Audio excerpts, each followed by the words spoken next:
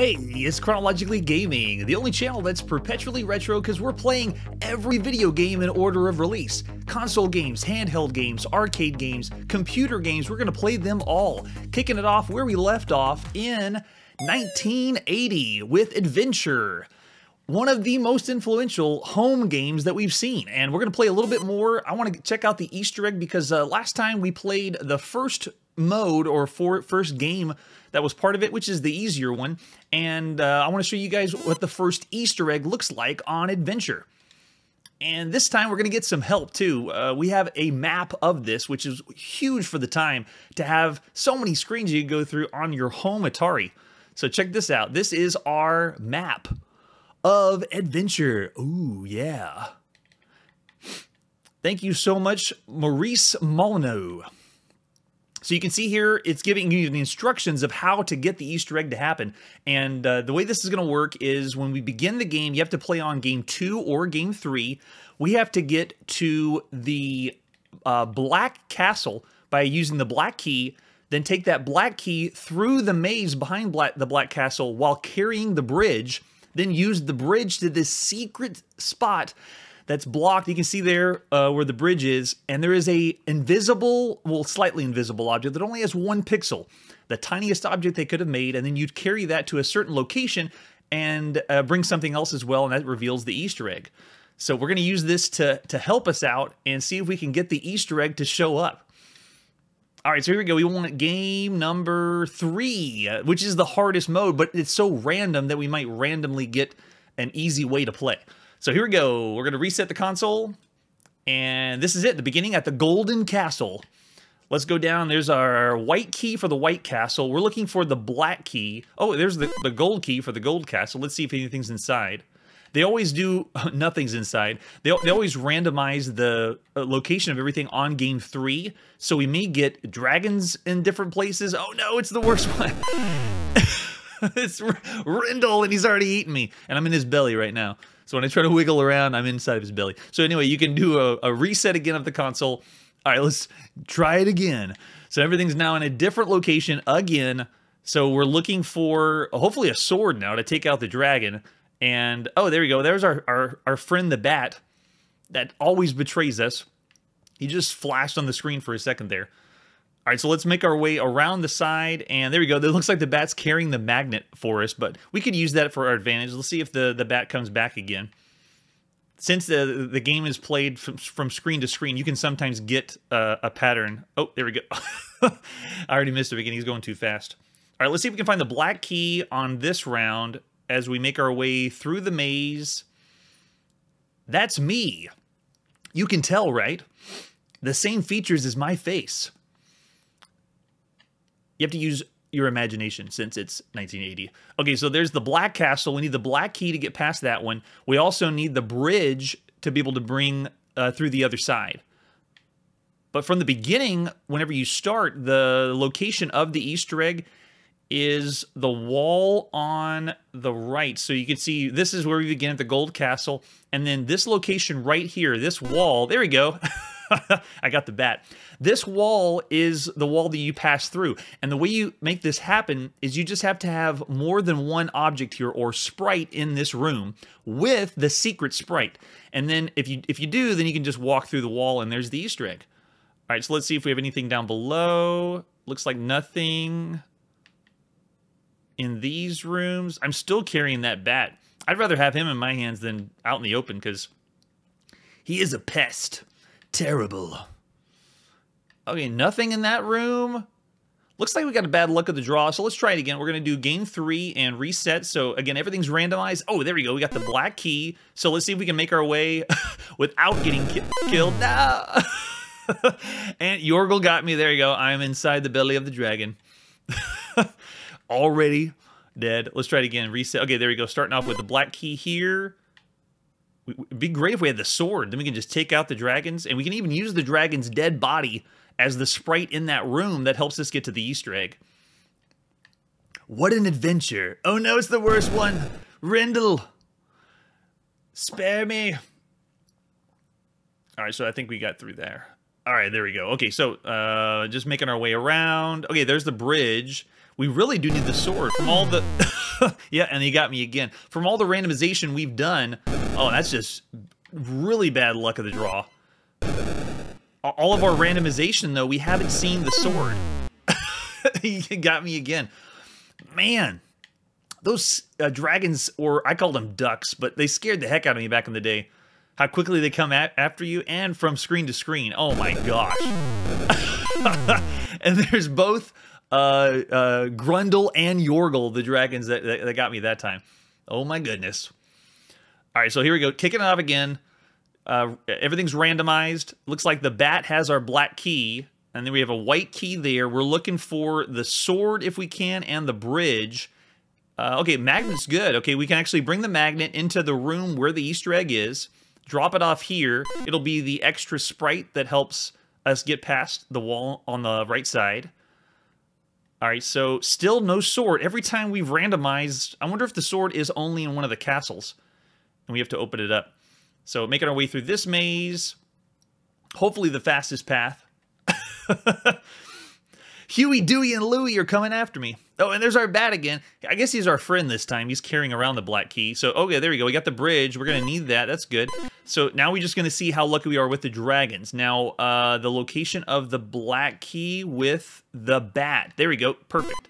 Nice. Now we can use the bat that's holding the key. And look, it'll open up the door for us. Oh, wait. Do I need to get the key? Okay, I gotta get the key myself. So let's see if we can get it out of the bat's hands. No. Okay, the bat took off with the bridge, but we did get the key.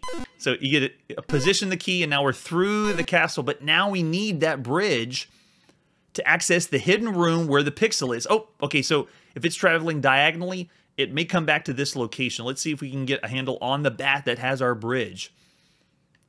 And what I'll need is an item to switch off. So since we've already opened the door. Oh, okay. So the bat has dropped off the bridge in some location and picked up the gold key instead. So, okay, we'll make our way back to that location. I think if we find where the gold key was, then that is true. Yes. We do have help, though. We have a map of everything. Okay, so the map looks like the bat is not being helpful like it always is. And it's carried away. The magnet, so I bet the magnet is not in this room. Is the bridge here? No. Okay, so the magnet was here. The bat picked up the bridge. Then that switched the bridge to the location where the gold key was. Then switched the gold key to the location where the magnet was. And so that means, oh no, now we have Rendell and no sword. Let's see how far they'll chase us. But I always welcome Monty Python references on the channel. All right, so let's see if we can find out where the bridge was left. Okay, so the magnet was dropped. So I don't know what the... Oh, wait, they closed it up on me? Oh, no. So I didn't know that. I didn't know that after you unlock it, it locks it back. I thought you could keep it unlocked the whole time. Okay, so let's do another reset. Let's go with game 3. Okay, here we go. Again, we've randomized it. We're looking for... Okay, we found the bridge. You have to have several different elements in play to make it, to get the Easter egg to show up. So there we go. There's our black key and the magnet. And yeah, you can see the magnet is dragging the key toward the location. And let's see if it continues to follow. No, it doesn't. Okay, so we'll still go get the key. And we can use it to open up the black castle. Going up there and straight up into the black castle. And so now we're looking for... well, now I don't want to leave the key. Oh, there you go. Yeah, so it closes every time. So I'll just leave it inside. As soon as we leave, we'll come back out. But now we're looking for the bridge. Okay, we could use the chalice as an extra sprite for the Easter egg. But now we're looking for the bridge because the room that we're trying to go through is right there. It's to the left of us. And even if you had the full view of the room that's hidden, you wouldn't be able to see the hidden sprite. It's matching. It's the one pixel is the same color as all the gray that's around us. Okay, so I didn't see it from there, so the bridge must be in another location. So we got to find the bridge, make sure the dragons don't kill us. Man, what an adventure. What a great name for the game. Because that's exactly what you did. No, don't kill me. Yorgle, you're supposed to be... Okay, there's the bridge. So now we got to make our way, actually, to that location. That's going to be a little tricky. I'm a little bit more familiar. The more you play the maze, you kind of get used to it. But okay, so to get to that spot, we're going to go up to the top and then around. I'm going to come down to the bridge. I don't know what happened, but don't kill me, please. Okay, wait, we got to get to the middle part. So let me see. So if I'm going to get to that location, oh, you'd have to go from there. So from the beginning, you go loop up around the bottom section. So back to the main beginning part. No. And they got me. That is correct. We're doing game 3 because with the randomness of game 3, you can more than likely catch all the elements you need to do the Easter egg. Because game 2, it's the same one every time, but it requires, it's very lengthy to go through, the bat has our bridge, to go through all the steps of where it's found. Okay, so let's try seeing if we go near the Black Castle, if we can find the key. We just saw the bat fly by with our bridge. That helps us get to the secret room where the pixel is. Welcome, welcome. We are getting the Easter egg for... Oh, there you go. The bat dropped the bridge off here. But now we just need the key to get inside. So this is Adventure on Atari 2600. We're just going to do the Easter egg before we move forward with more video games. There we go. All right, so the bat, sadly, has to get something to switch with because I want to get the key. And then I can open up and take the bridge inside the Black Castle. And then we are cooking. So I need something I can switch him with. I don't want to switch him with the bridge because it's right there where we want it. Perfect. Okay, so I'm going to see if I can switch the bat with the magnet. Perfect. I can't believe I pulled it off. Okay, so here we go. Going back to the Black Castle. Oh, man, I took a wrong turn. I don't believe it. Okay, so trying again. There we go. And we haven't looked at the map yet. I've done the maze a few times, so I'm kind of getting the gist of it. Okay, so we're going to go through the Black Castle. Hopefully, yes, the bat has not taken it. So we open it up. And there we go, taking the bridge through. This is it. So we should be able to see. No, no, go away. So we have to position the bridge in the place that we can get to the secret room. There we go. Okay, here it is. Oh, and there's the sword. Awesome. All right, so here it is. The secret room is directly down below us. And so I'm going to get the bridge positioned so we can go inside the room. Oh, we got the sword. Nice. Oh, this isn't the room. Okay, so it's another location. Let me see where it is. Is it in here? Okay, yeah, it isn't. The way you can tell is you can only have a certain amount of sprites on screen at once. And so if you go in a room and you have two objects, which is me and the bridge, there's nothing else in here. This means that in this room is the third sprite, which is the hidden sprite. So we have to make our way around that one. Oh, to get to that location. Okay, here we go. So this is... How do I get down to that spot? So we just can consult the map. So if you look at the top, this is where we are inside the Black Castle. And it looks like the easiest way to get to the secret room, it's right there where the bridge symbol is. If we were back at the beginning, we would have to loop second time on the right and then down from there. So that's what we're going to do. We're trying to get ourselves back to the beginning. All right, so taking the bridge again from the beginning. There. Okay, so now should be over there. Perfect. Okay, oh, now I need the sword back to kill the dragon. Don't even think about it, buddy. Oh, is it clipped through? Okay, let me clip through and go kill him. All right, we got the sword. Now we go back. And dragon, where are you? Yes, take it. There you go. Love to hear that sound. Okay, so dragon is down. And... Oh, no! I clipped the bridge too far. Oh, it won't let me select it. Let me see if there's another way to get it. The bridge went so far down that I cannot select the bridge. Come on! Oh, I don't believe it. Okay, let's see if we can try it. No, the sword will not help. But it went past... It wasn't the place it needs to be for the object. But let's see if there's a way to get down to that location and pick the bridge up. Hopefully there's no more dragons or threats that'll get us. All right, so going down to this. Okay, let's see if we go. Because of the nature of each room looping, you have to think of it as almost a continuous room, like the hallway continues and then goes up. There we go. Okay, so we want to go to that side, and then... No, not from there. Is there a way to get to that spot? Let's see. All right, so from that location, let's see. Is it possible? So where we were is in the top right room up there. And so if the bridge... Okay, there is a way to get to the bottom from it, but let me see if there's a way around. If I can make my way back to the beginning, then we'd be able to. All right, so from this side, let's go down, back to the beginning. There's our dead dragon. Okay, so if we're at the beginning, this is right past the Black Castle. I'll go ahead and bring the chalice here. We can use that as our extra sprite if we make it through. All right, so from the room on top, we want to go... To get to where our bridge is located, we want to go to the top right and then around to location B. Okay, got it.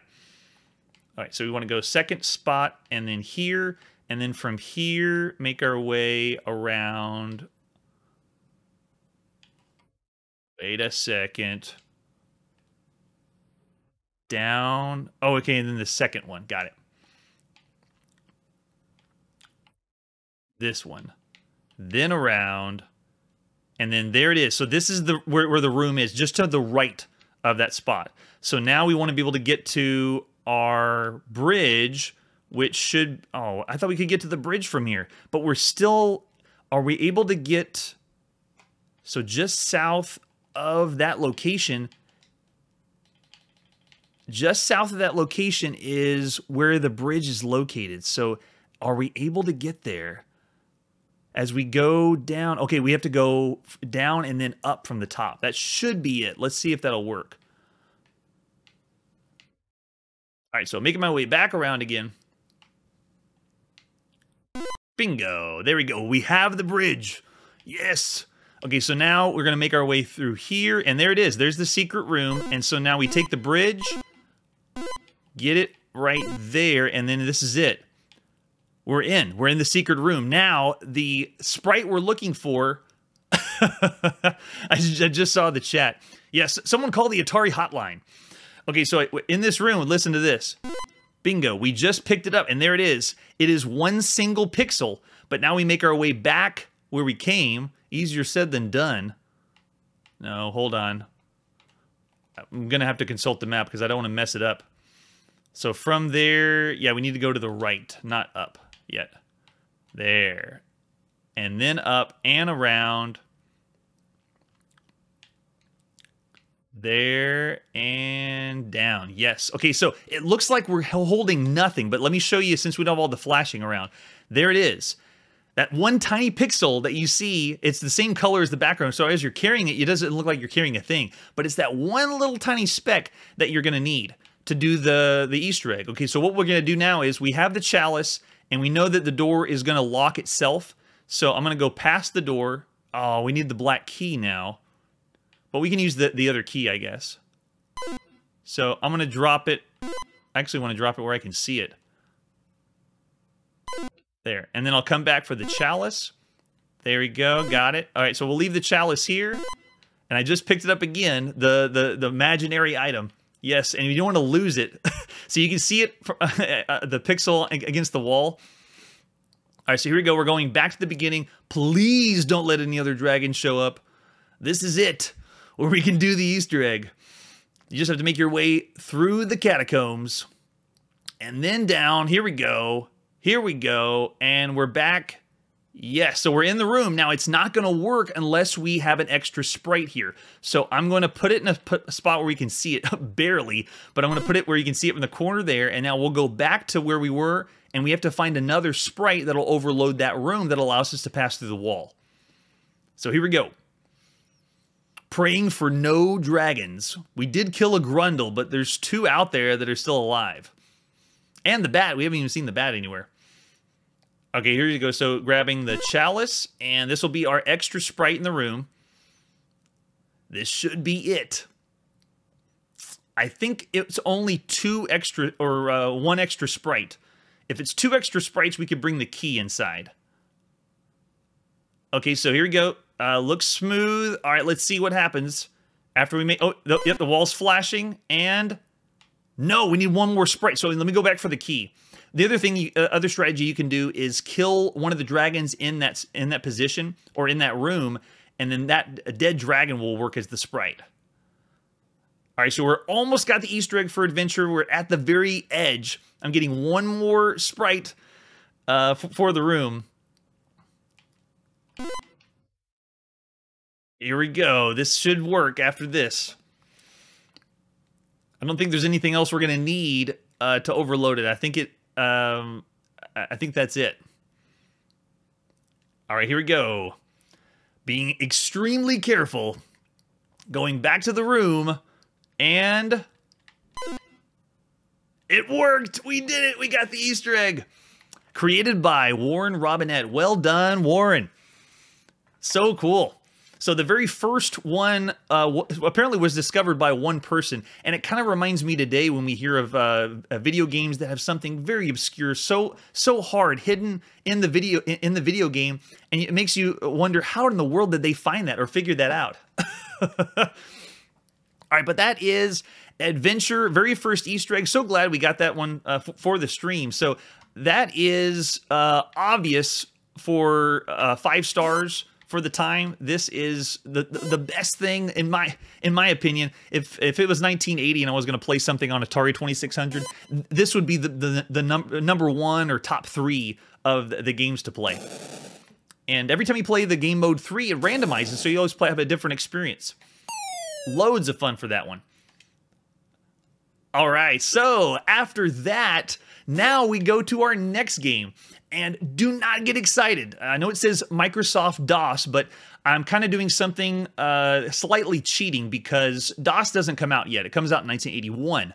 But the next game we were going to play coming up is Akalabeth, World of Doom, released for the Apple II.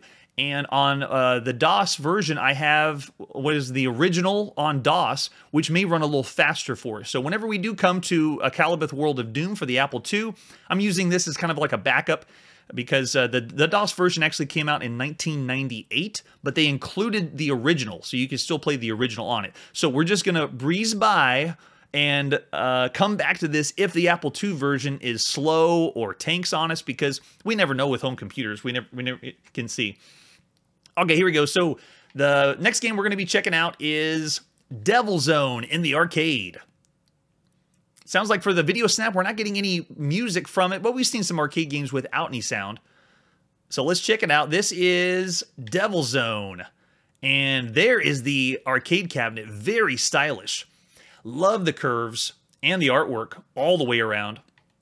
And then here's our control panel for Devil Zone. Looks like it is left and right in fire. So taking inspiration from Space Invaders and all those space games. Yep, controls, piece of cake. And there's our marquee from Universal. Cosmic series. I love hearing the different genres back then, or how they describe it. This is a Cosmic series game. One of those Cosmic games. And there's a screenshot for us. Looks like it's programmed in full color. And we have a manual for this one. Interesting. We don't have a front cover, but we have an operator service manual for Devil Zone. This would be the very first game we played on the channel that is using the grid look. Or you're looking down, forced perspective at a game and shooting. So looks pretty cool. Oh, and it's got to be because Radar Scope either took inspiration from this or it's the other version of a Radar Scope. But actually, no, Radar Scope is different, a different PCB. All right, so lots of information. We're not going to go through everything on the manual, but features of this machine. Excellent features, capturing the hearts of players. Every Universal manual says that. I really hope this game captures everyone's hearts. Devil Zone by Hallmark. How to handle and maintain the machine. Yeah, we want to make sure we handle the arcade cabinet correctly. How to play. A fleet of space devils floating in a faraway space. They will come flying in a 4-plane formation to assault you. Destroy them by using your fire beam gun while dodging their missiles or dash. When the last plane of the 4-plane formation begins assaulting while turning, destroy it as a remote a position as possible, and you score high points. 3,000 points awards another spaceship. The 6 highest scorers register their name on the screen after the end of the game. Oh yeah, and there's our point score. Looks like standard fare, what we've seen in the arcades. And the rest of it is operator manual information. All right, so for different versions, looks like we have a normal or easier version. We're going to check out the normal version. So this is July 1980. This is Devil Zone in the arcade by Universal. And there you go with the artwork around the cabinet. Devil Zone by Universal. Universal's had some really great artwork for their arcade cabinets. All right, so here we go. Attract mode is kicking in, and it's just showing us how the game works. But yeah, radar scope does do this. We haven't seen it yet of the perspective that's going down, ending at the horizon. So this is the first we've seen that any game that's ever done that. All right, so let's put a quarter in and see what it's like. Yeah, beginning with the Diddy, we can see there are ships in the background. Oh man, I really am not used to the formation of the ships. Every one of these games that's like Space Invaders has been kicking it up a notch with how the spaceships maneuver. But wow, the explosions are so cool. And you can shoot them in the very far back, like the ones that are in formation behind us. Yeah, I can see why they have an easier mode. This one is like pro shooter game for the arcade. And we heard the Diddy in the beginning, which means it was programmed on the PCB, but possibly the sound effects were in a different place or just not emulated. So we are getting the Diddy, but yeah, already done. My quarter has been used up. Let's put another one in. And push and start. All right, so I want to get the ships in the back. Well, this, wow, yeah, they are. You got to be on your game. They go so quick. And I should say for formations of flight, they're moving around so erratically, like the zigzag formation. Oh, and they loop from the bottom back up, too. So you got to watch your back as well. That's really impressive. Yeah, for action, this would be one of the most intense, action shooters we played. I was expecting, though, for the force perspective that it was going to send us or move or scroll, but it's just static, giving you the illusion that you're looking at the horizon. Yeah, we get no shots. It feels like this would be a perfect game where you want to hear all of the explosion and the shots of the ship. But we're just chalking that up to either emulation or programmed a different way to hear those sounds. Now, can I even get through one screen of these? Look at that. Yeah, it's knowing where my location is and then spiraling around to hit me. It's like I'm being targeted. I feel like this is one of the most intelligent shooters. I have to think of it. Yeah, let's see that it did a second loop that it didn't do before. And in the background, they're moving so quick. It's like the people that are really good with these kinds of shooters, they wanted to play something to challenge them. And at this time, Universal isn't producing or making these games in Japan. So this would have been for North America, possibly Europe. I just find that like for one of these shooters, it'd be something that the Japanese would really, oh, wow, would want to have something so challenging. Game over. I don't even get, I didn't have a score high enough to put in my name. So you can see over there for the number 1, number 2, didn't even get close to 4,000.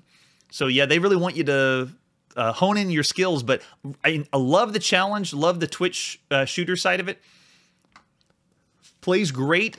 Too bad we didn't get the sound effects for it, though. Let's see if we can launch it a different way, just to be sure. So this is Devil Zone in the arcades. Does it load? Do we have sound? We do get our Diddy, but do we have any shots? No.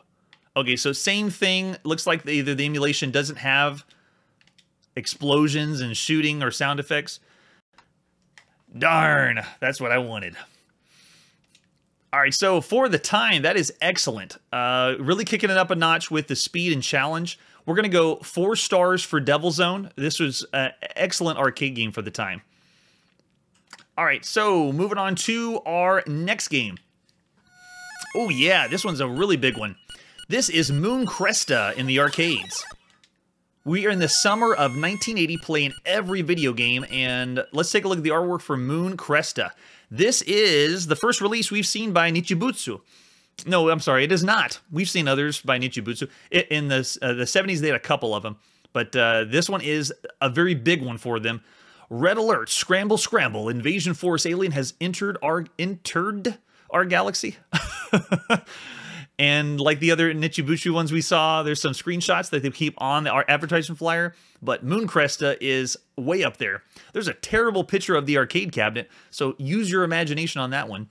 But for control panel, it looks very bare bones. Right above me, it shows the score of what you get for points, and then you just move left and right buttons and then fire. Very simple. Simple controls, but you'll see how it plays. Moon Cresta is fantastic. And yeah, we're going to see lots of versions of this one. There's the marquee flyer for Moon Cresta, and then this will be another full-color game. Getting off the backbone of Galaxian. I really should use that as the example, because Galaxians now has spawned most of these games we've seen after Space Invaders in the shooter genre. All right, so for the manual, here we go. This is by Gremlin Sega. Moon Cresta, or at least the publisher. All right, so Gremlin, this is the manual for them. Do we have anything about gameplay? So it looks like section 3 is gameplay. How to install your arcade cabinet. Moon Cresta is a 1 or 2 player game in which players compete for highest score against the game computer. Each time a player is hit by an alien, the game switches to his opponent's sequence. The object is to destroy as many descending aliens as possible. That'd be the object of every shooter we've seen. To accomplish this, the player is given a 3-stage multi-fire warship. He begins the first stage firing the single laser at the enemy. So another thing to keep in mind, the last game we played was a single shot, not a dual two shot, and you couldn't fire more than 1 bullet. If you're successful in eliminating the first 4 sets of aliens, they're given an opportunity to dock their first stage into the second within a specific time limit. The sooner he unites the stages, the higher his awarded score is. Interesting. Once you're docked, the stage combine their firing power, so the first 1 laser adds to the second 2 lasers, giving the player a total of 3 usable lasers as the game continues. The player must face 2 or more sets of aliens in a shower of meteors, after which he has a chance to dock again, this time uniting with the 3rd stage for a combined firepower of 5 lasers. If he's able to defeat the last 2 sets of aliens intact, the entire sequence begins again. The game continues with increasing difficulty until the entire warship is destroyed. When the warship is hit, the player continues with whatever stages remain. If their score reaches 30,000, they're awarded a free game. 30,000? So there you go. If we play long enough, we get upgrades, and upgrades till eventually we have 5 lasers to shoot from.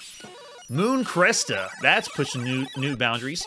Okay, so for versions, we got, yeah, lots. 3 different bootlegs. We can play it on Galaxian hardware, the Gremlin version.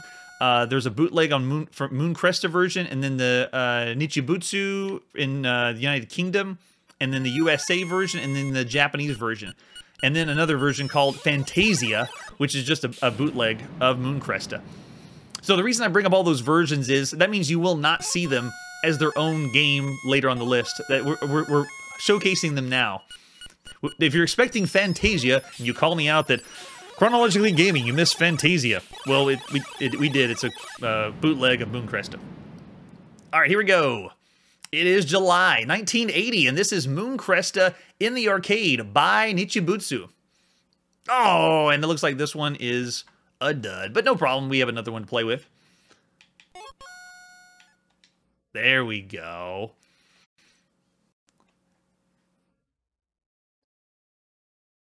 Oh, that one is not either. Okay, we'll try another one. 3rd time's the charm. There we go. Moon Cresta, the original Nichibutsu. You can see the publisher and developer at the top. All right, here we go. So this one, we're going to see what kind of docking it has or settings it has for the game. So for attract mode, it's showing you the first ship, docking aim, docking of rockets. Use the lever and the button.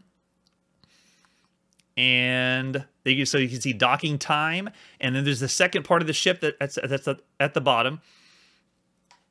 And it's giving you kind of a heads up at the attract mode of how to play. So you can see the ship's coming down, and it's going to dock with that ship. Right on. Right on. It's 1980.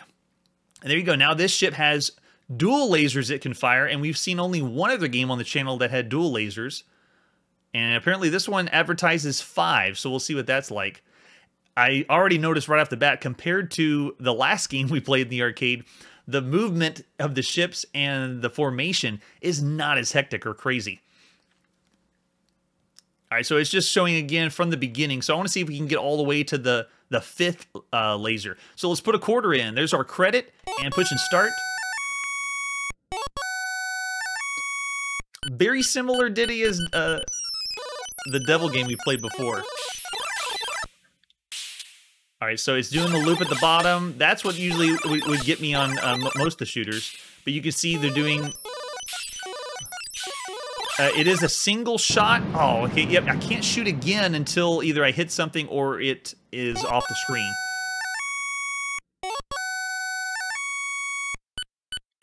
Here we go. Take 2. And then now we have dual shot. Oh man, the sound effects though. After we heard Galaxian, everybody's wanting something similar to that, but this is exactly what drew people in to play. Love it. He's still trying to get the best of me. But as far as the way they move, this is a little bit easier. We are going to experience a little bit as I die. We're going to experience the enemies getting more and more difficult. So good. All right, so there we go. Phase 3. So it's like we get firepower to try against these enemies, but I still can't fire more than one shot. So you want to make your shot count, because if it misses, you got to wait till it goes all the way off the screen before you can shoot again.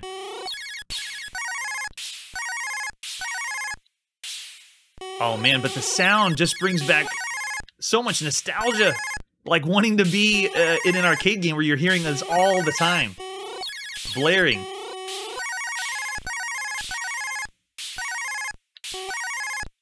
Oh, see right there, the second I hit someone with one bullet, but since the second bullet wasn't complete, I couldn't shoot again. It does. All right, so another quarter in and push and start. Oh yeah, big time. Well, we're getting more ditties and songs, like the beginning of songs. But sound effects though, oh man, it's so good. All right, let's see what we can do with our one shot.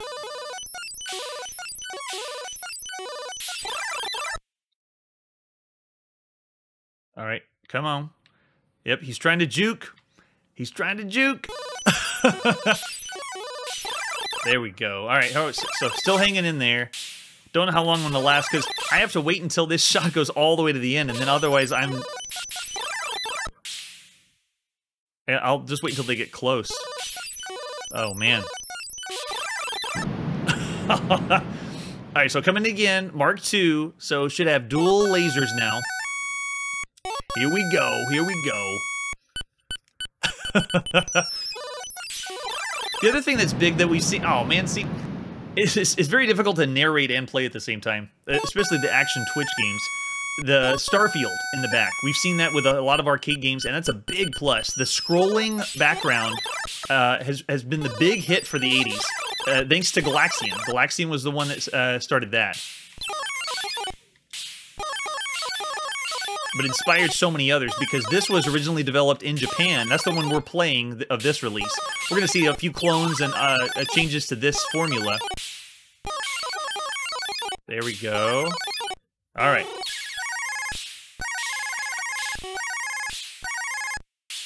All right, so it said after, I guess I have to get a higher score to be able to continue to get the 5 laser shot. What? Did anyone see that? Because I thought that I can't believe it. It looked like it went off to the right side of the screen, but then came down from the bottom. You can get a lot of the thrill. Yeah, totally sniped. All right, here we go. Another quarter in. Push and start.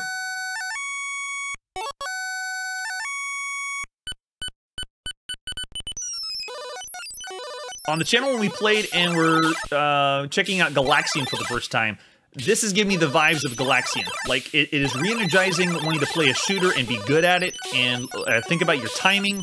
So it's doing the same thing, and the sound effects totally help that. And oh wow, see that? And the Starfield scroll gives a feel that you're in space, playing as the ship doing all this. Oh man.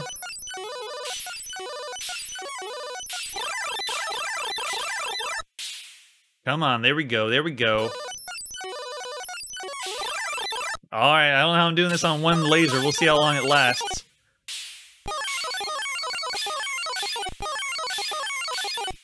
Nope. Not today, Satan. Come on. We didn't get the names of the... If you remember when we played Space Invaders, we actually were able to look up the Space Invader points and what they were called. But I don't know who these guys are, so we get to make up with who's coming after us. It's the Kodan Armada. Oh. The only good bug is a dead bug. I can't believe it. Go, go, go. So this is still on one... Oh, man, that was close. Get down here. I can't believe it. There we go. Oh, man. That's true. Great risk-reward kind of thing there. Got a smaller ship, but can't... Oh, there we go. So now we're docking. And now I get to dock with this one. Which is awesome. It's like a mini game playing Lunar Lander. And now we're with both ships at the same time.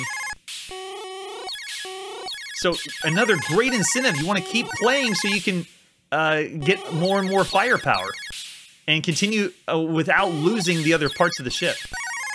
Okay, here we go. I see what it was. Yeah, those guys disappear for a sec and then come back, and that's how I got sniped. Come on, come on.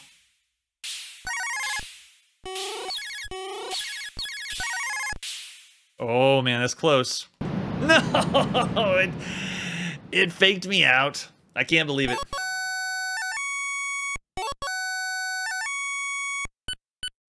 Alright, let's see if we can still dock with the other ship after this one. Whoa! Whoa, that was... I guess I gotta stay out of the middle of the screen. Okay, last shot. After this, the best part, though, is continuing to push it.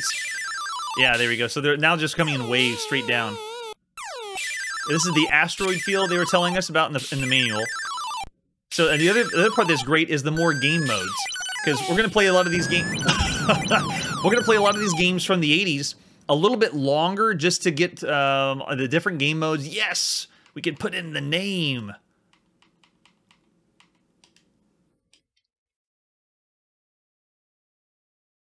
They give us a whole minute. That's so nice. All right, there you go. Chrono's on the board. High score. First person to play the arcade cabinet. Back in the day, very not impressive. You see how many zeros are in front of the 5 there? Yeah, it is tough, but it wants you to keep playing. Keep getting better. I really want to see... I actually would want to keep playing and see there, all 3 ships together and attack with all of them. All the pieces. And the other part that makes this so amazing is the adding of asteroid fields and different game modes besides just the shooting. The docking section like this one, it's great. I understand the bias, but as far as what this influenced, it is taking the formula that was with Galaxian and increasing it, but increasing it to the point that, yes, it is a 5-star game, Moon Cresta, definitely. And this range here is the influence behind it. I actually was second-guessing a King and Balloon, but then I found out how much King and Balloon influenced other people in shooters and other developers. So this range is whenever it affects the gaming industry. And so 5 stars for sure. All right, so that was Moon Cresta blowing us away. And here it is, the release of the first mainstream role-playing game. This and Wizardry are the two big ones. We've already seen role-playing games on the channel, rudimentary ones, but these are the two big ones that kick it off. And technically, this is not Ultima yet, but Ultima and Wizardry are the two big ones, and this is the precursor. This is Akalabeth, World of Doom, released for the Apple II. Let's take a look at the artwork for Akalabeth, World of Doom, and pay no attention to this screen. This is actually the re-release box, so this one looks awesome, but the box that we're looking at is this one. This is the one that Richard Garriott created himself. Originally, he made it and was distributing it as discs at school in '79, and then in '80, he got someone to publish it for him, which was, you can see it says Applesoft at the bottom. And so the one we're playing is the first published. We're not going to count him passing out discs in '79. So this is the '80 release that he did himself, still with another company. But this was programmed by himself for the Apple II. And then he had some help with people that did the artwork for it. But Akalabeth, World of Doom, this one is big, especially for all the role-playing fans out there. So many influences from Dungeons & Dragons. It's like Dungeons & Dragons is creating the role-playing or video game landscape. And this is the beginning of it. So there it is for the Apple II, the original 5 1/4 floppy disk, actual floppy that flops. And there you go. This is the California Pacific Computers is the one that helped him publish the game. And you can see the copyright's 1980. So this is the one that we're going to be playing. This one, I'm wondering if this is the one. No, it still says 1980 on the front of this, but I wonder if this is one of the home ones that he created himself. That's right. We're beginning the satanic panic. And there you go. The game is all in black and white. And actually, fun fact for Apple II, I made a mistake on the Apple II when we first introduced it with the Breakout that Wozniak made. And the original Apple II screens were black and white. And the game I played was on a color monitor, which didn't exist yet. So even though we saw it in color, you wouldn't have been able to play it in color yet. So I've now corrected that. From what I've been told, the color monitor for the Apple II came out in '84. So everything we're playing on the Apple II now is going to be black and white until we get to that point. When it's color, or someone corrects me that it was before '84 when they could play a color Apple II. All right, so for additional versions, yeah, we're going to play the California specific version, and I have a backup that's on DOS in case this loads slow or doesn't work as well. But here we go. This is our first time checking it out. Oh, wait. The manual. Akalabeth, World of Doom. So this was not Richard Garriott's original, but he had someone help him with the artwork whenever they published it. Beware, foolish mortal, you trespass in Akalabeth, World of Doom. And here is the Annals of Akalabeth, which we will not go through all of them because in the game itself it has some of them. But there he is, Richard Garriott, exactly as how he looked in 1980. Otherwise known as Lord British. So it gives you a walkthrough of how to play. So this is presented in the same order as needed in the game. Therefore, they can be used simultaneously with the first time one plays the game. Yes, it was. The lucky number, this is a seed for random number generator, and this game is random. It plays randomly every time.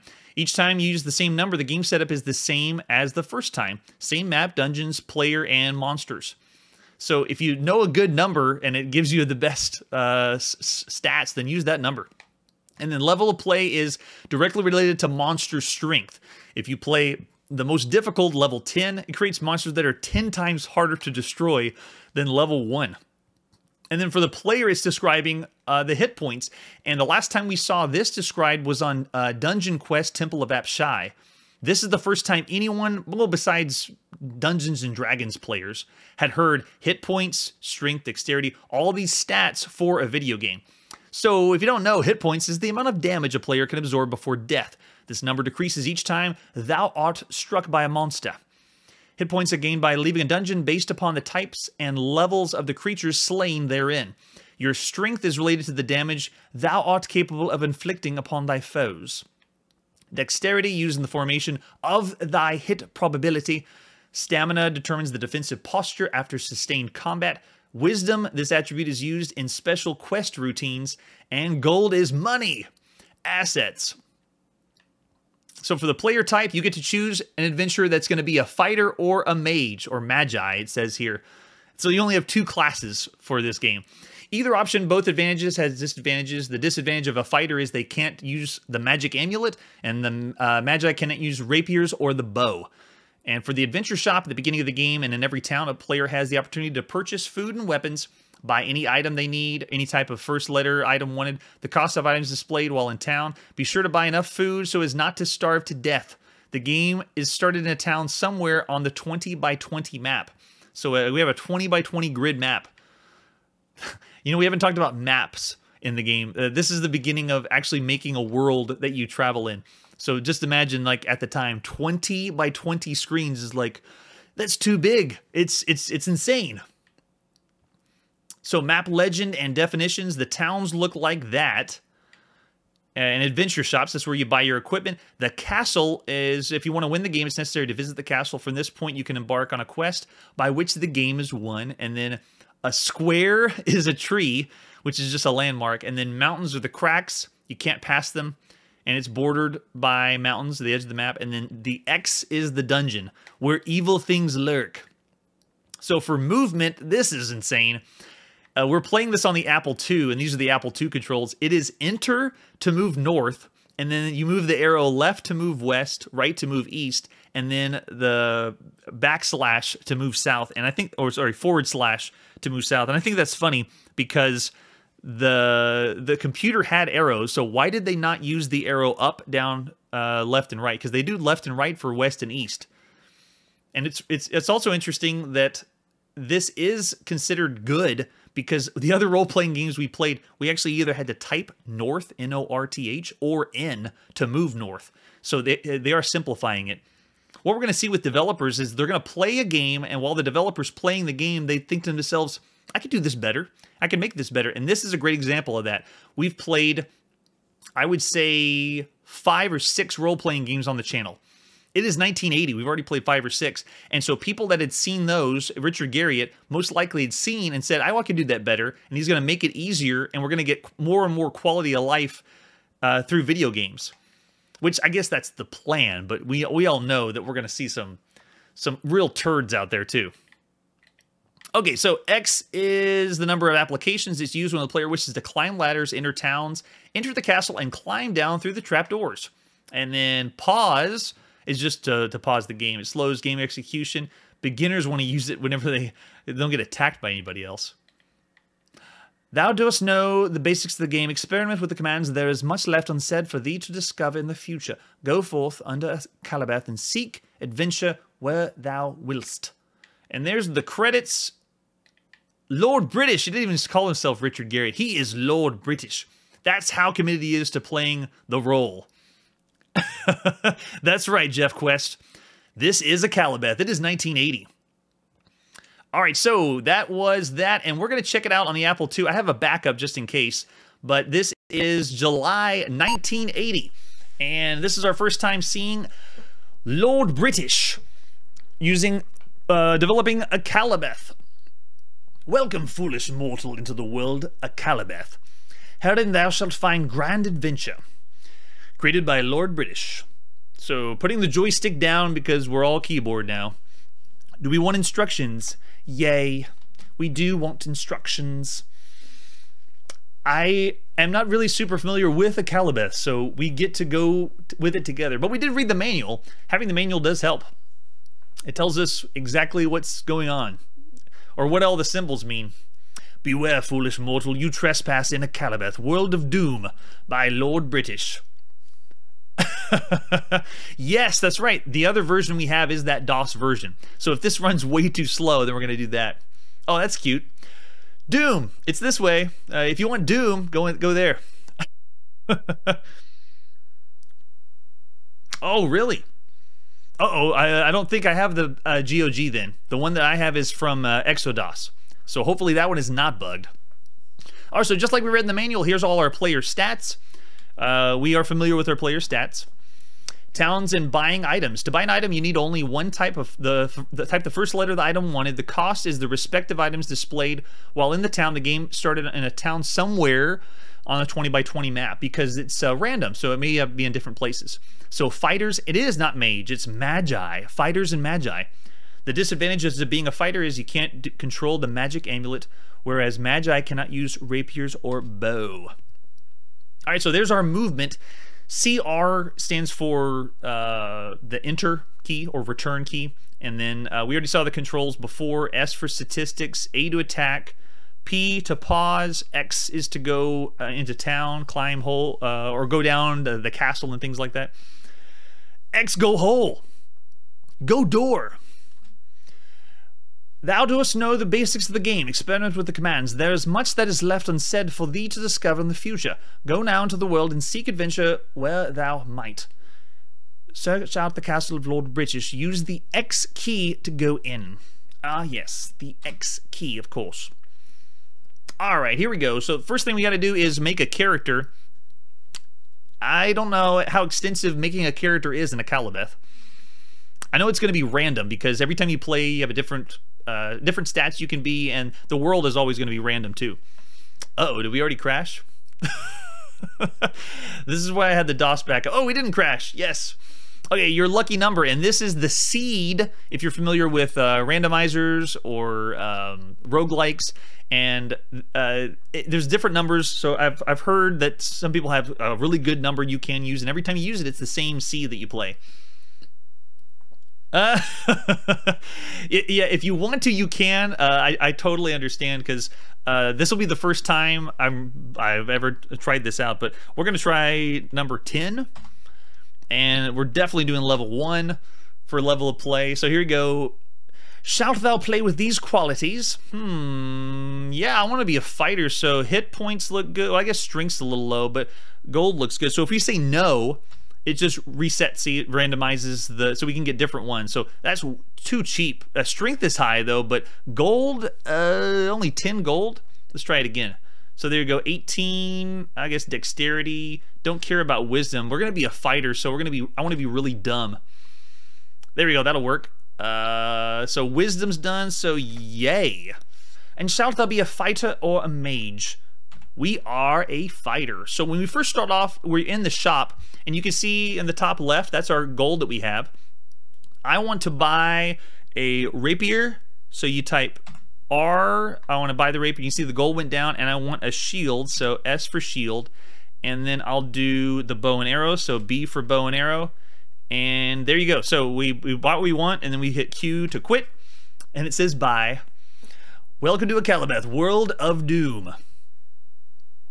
Please wait while your Apple II loads. Prepare to get in character for Akalabeth, World of Doom. Just like Lord British.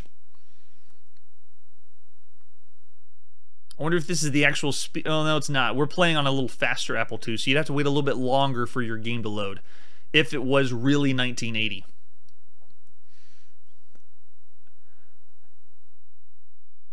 This is going to be interesting. All right, we did it. Okay, so here we go. That symbol is the town. So if we want to move up, or move to the right. Oh. We mourn the passing of the peasant and his computer to invoke a miracle of resurrection. So I died already. Wait a second. Why? Oh, they told us in the manual. They said to buy food. I didn't buy any food, so in one move, I've already died and it reset the game. Yes, thanks, Jeff Quest.